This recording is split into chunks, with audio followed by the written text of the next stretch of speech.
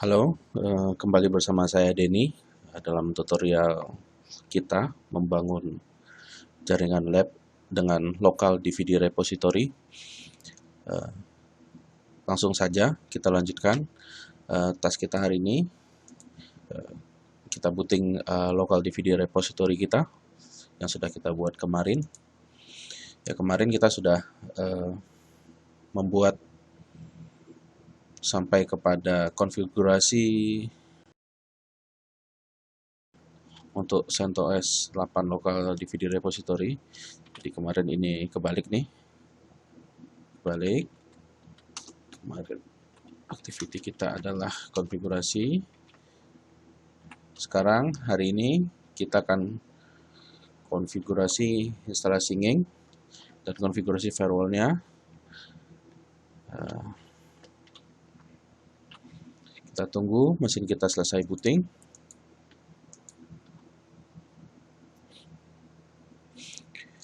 Jadi ide dari membuat local DVD repository ini adalah seperti teman-teman sudah tahu background kita sebelumnya, saya punya sebuah directory di mesin di komputer saya, komputer Windows saya sudah download CentOS 8 DVD besarnya 9 GB.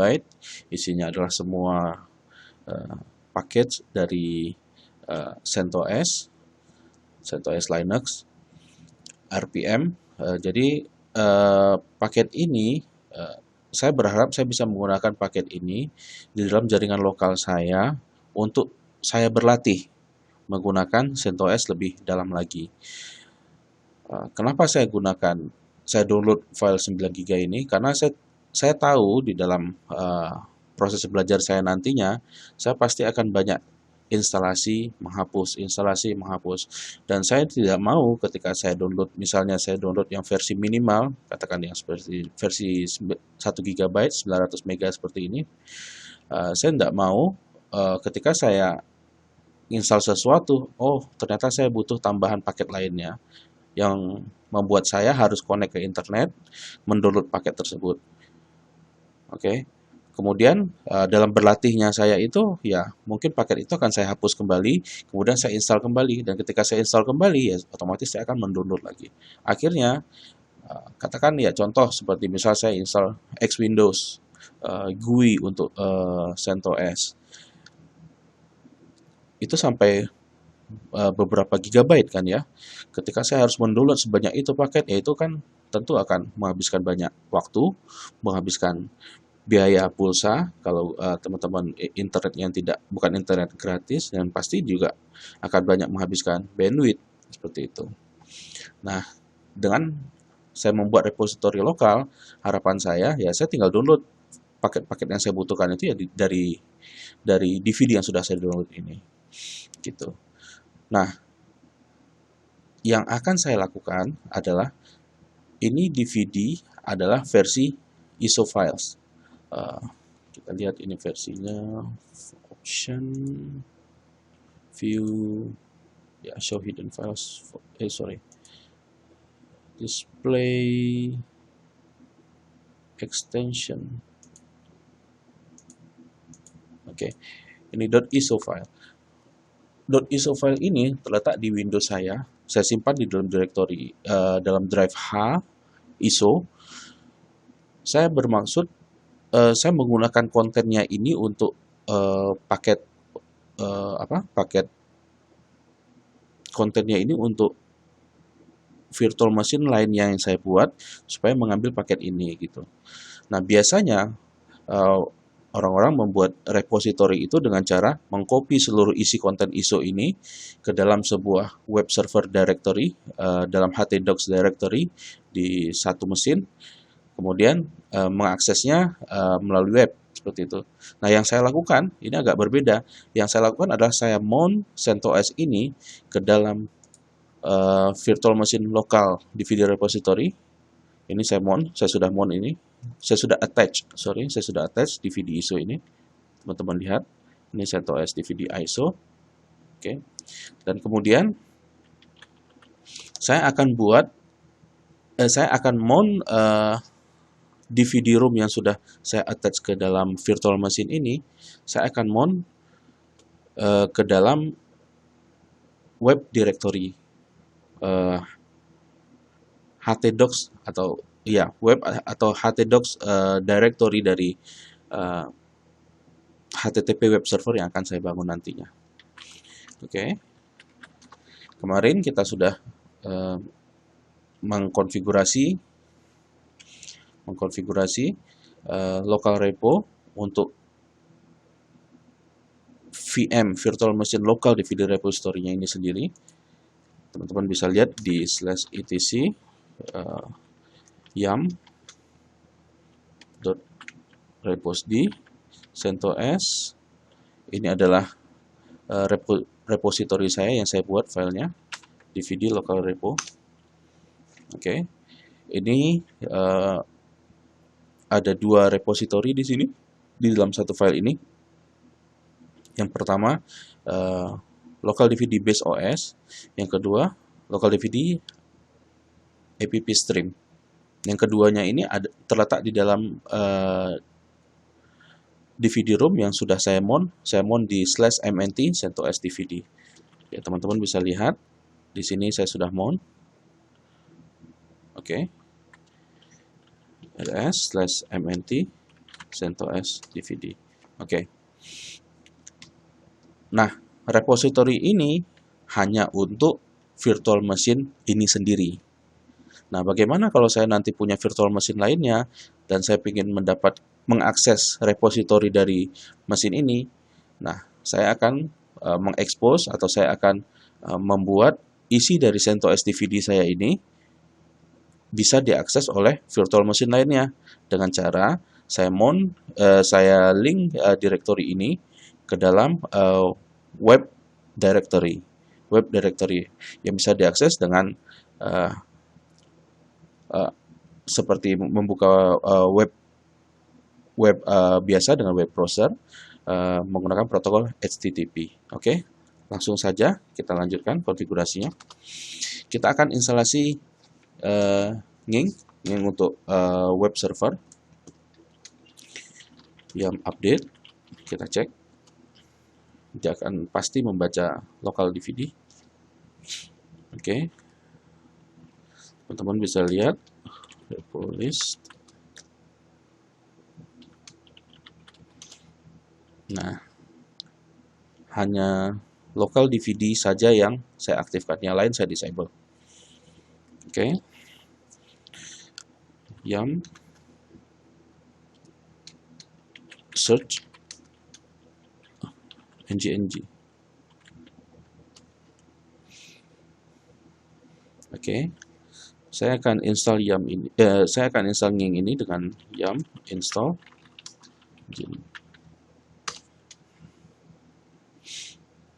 Oke. Akan butuh file 14 MB.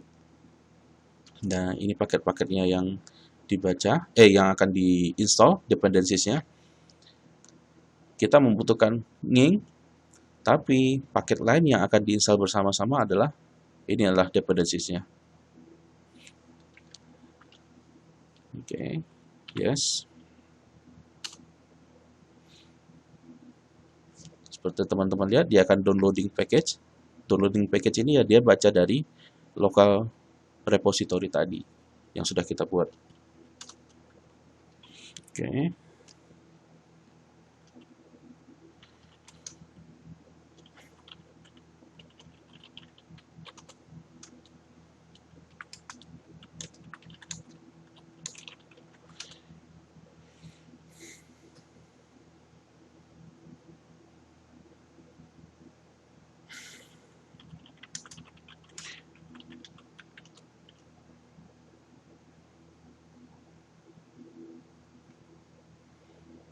Oke, ini sudah terinstall, install package Nging.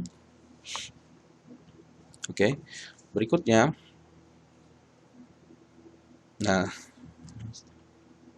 seperti teman-teman tahu, yang seperti saya jelaskan kemarin, bahwa ini adalah topologi saya, ini adalah VM CentOS repo, yaitu CentOS repo ini, hostname dengan nama repo.local.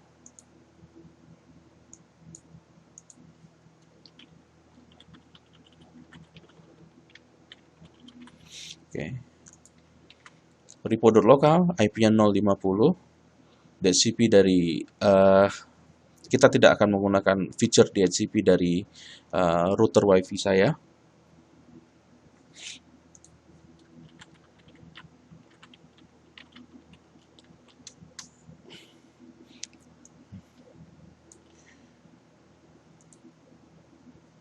Oke.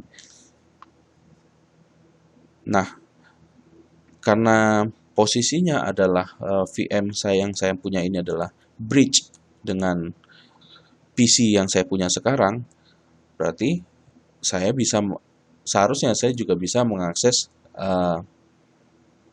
local DVD repository ini melalui browser saya langsung. Langsung saja kita lihat kemarin IP-nya adalah IP address. Saya sudah install-nya. Sekarang kita coba 192.168.0.50 HTTP.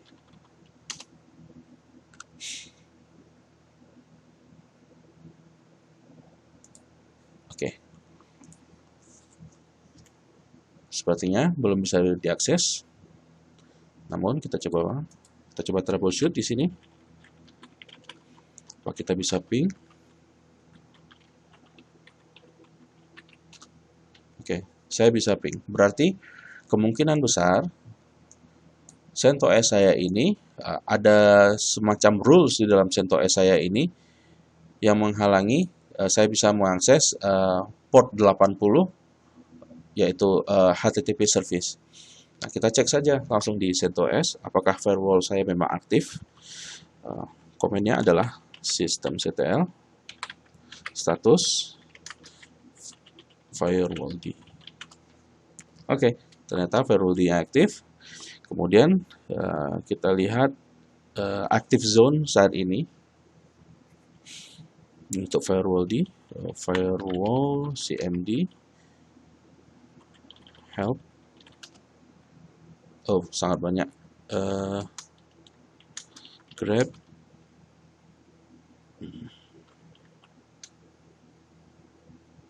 Ini ada panic on, panic off. Oke, kita query panic, kita lihat panic. Saya yakin ini sesuatu tentang sesuatu yang option kalau ada sesuatu yang extraordinary yang harus kita lakukan yang membuat mesin kita terisolir dari dunia luar. Coba kita lihat.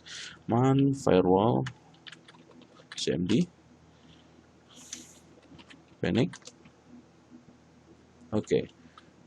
Panic on enable panic mode.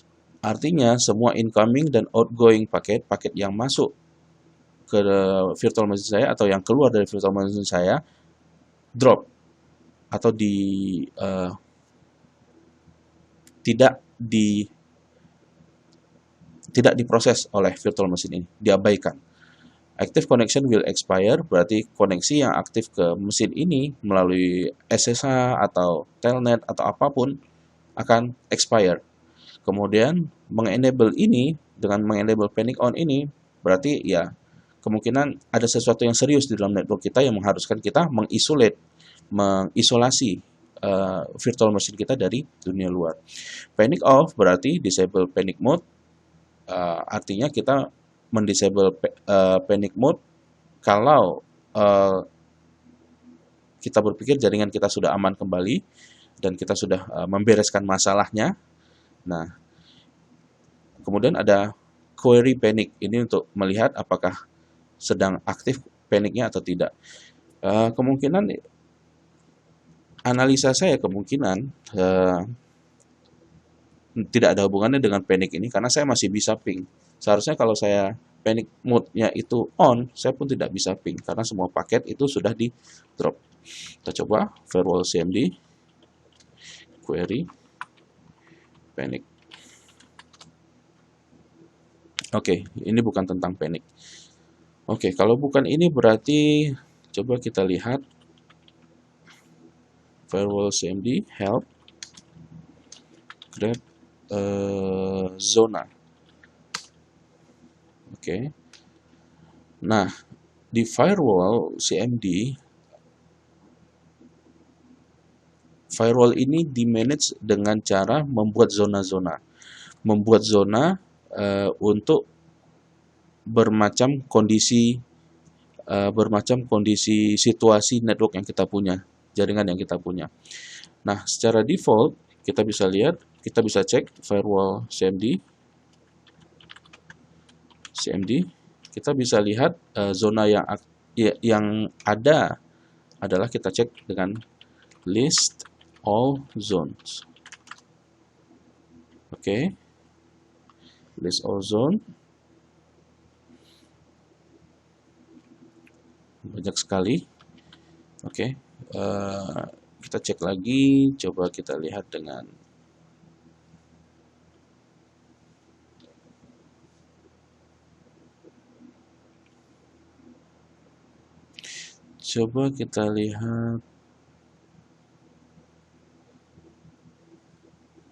get active zone.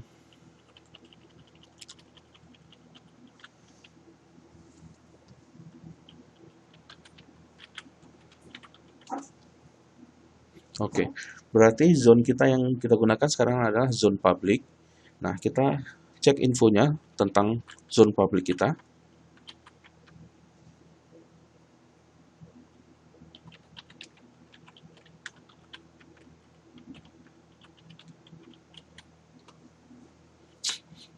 Oke, nah seperti teman-teman lihat di sini, service yang di-enable yang bisa diakses dari mesin ini adalah cockpit DHCP6 client dan SSH.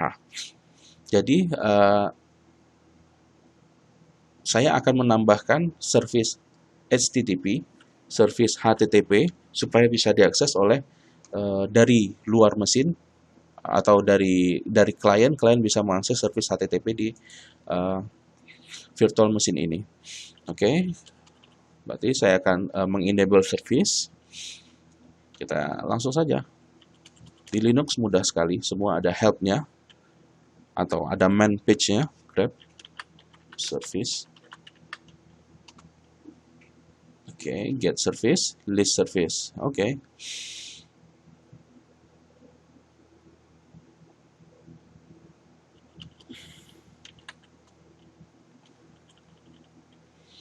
Kita bisa lihat untuk menambahkan service. Nah, ini ada add service. Oke. Firewall CMD, add service, HTTP. Oke, sukses. Kita lihat statusnya.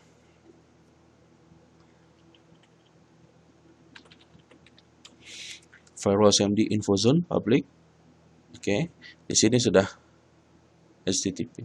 Nah, untuk membuat konfigurasi ini permanen, saat kita menambahkan add service HTTP, kita bisa tambahkan dash permanen.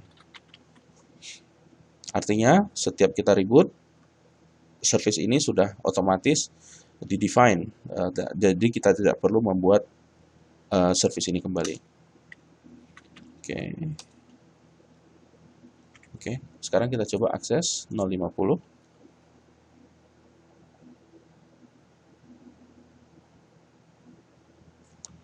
Masih belum bisa. Oke. Kita coba troubleshoot. cd/etc. Ini.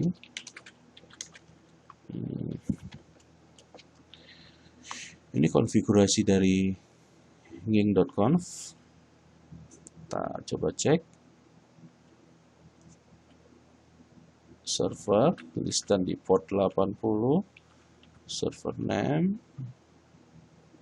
Default. Kemudian root. Include. Oke. Kita coba cek status di Net start. Net start.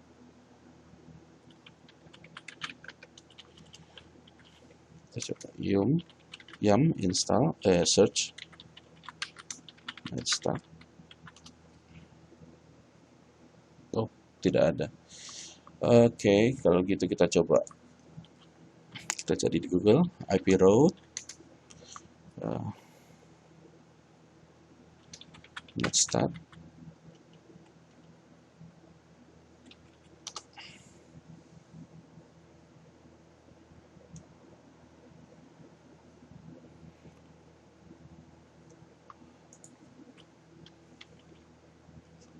IP route show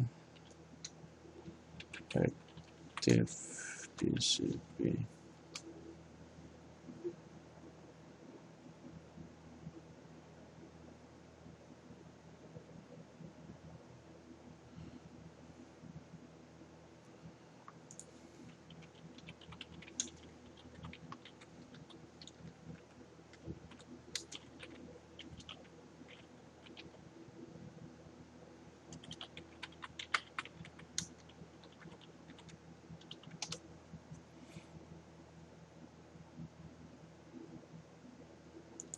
Oke.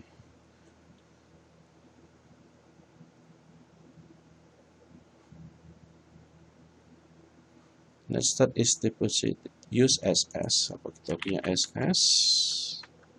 Oh, ada. Oke.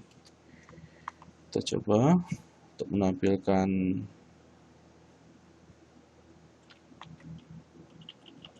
SS-S. Oke. Kita coba menampilkan listening port.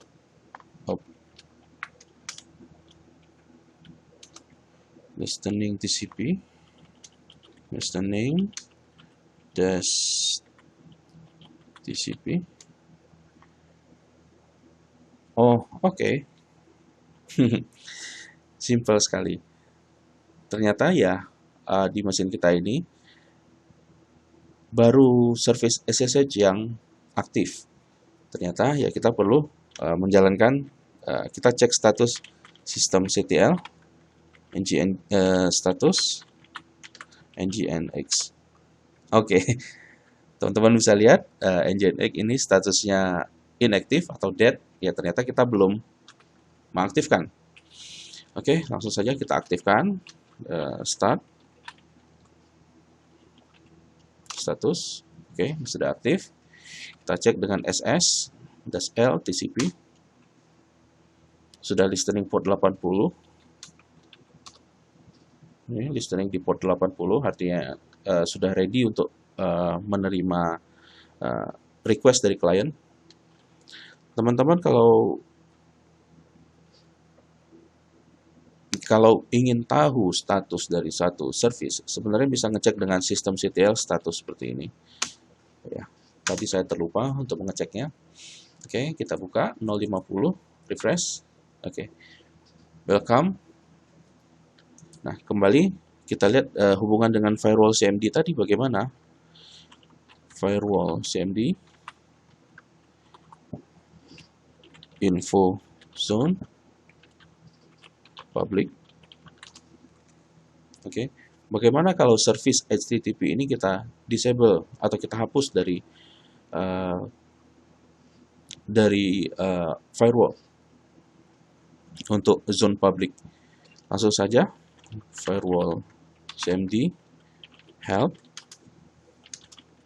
service grab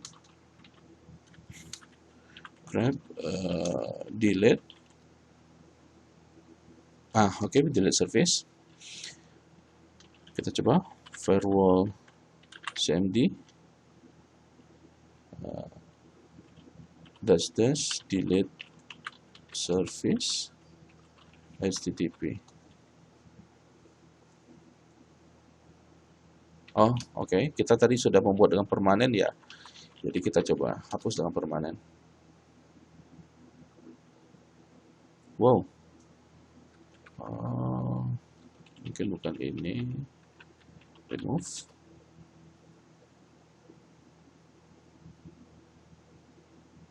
Oke, remove service, bukan delete service. Saya keliru. Delete service artinya menghapus service yang sudah didefinisikan di sistem ini. Remove, sorry, remove service, sukses. Kita cek dengan info zone. Oke.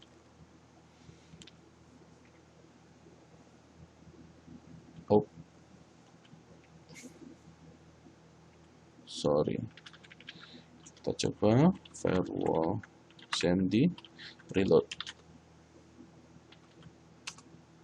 Klik, oke, sudah terhapus ya. Jadi di firewall CMD kita coba lihat service HTTP sudah dihapus. Kemudian kita lihat dengan SS. SS itu apa kepanjangannya? SS, socket statistik. SS berarti socket statistik. Oke. Kalau dulu Linux yang lebih lama, yang di awal-awal kita sering menggunakan netstat. Sekarang kita pakai SS, ya mungkin harap dibiasakan menggunakan SS untuk seterusnya. Oke. Kita cek SS listen TCP. Kita lihat ini statusnya masih listen di HTTP ini, masih listen, masih -n. Port 80 ini masih sistem ini masih melayani port 80, tetapi dari firewall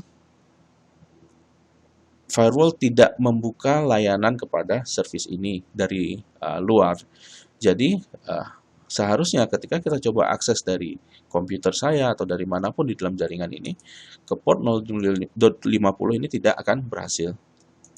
Oke, seperti teman-teman lihat ini tetap loading, tidak berhasil.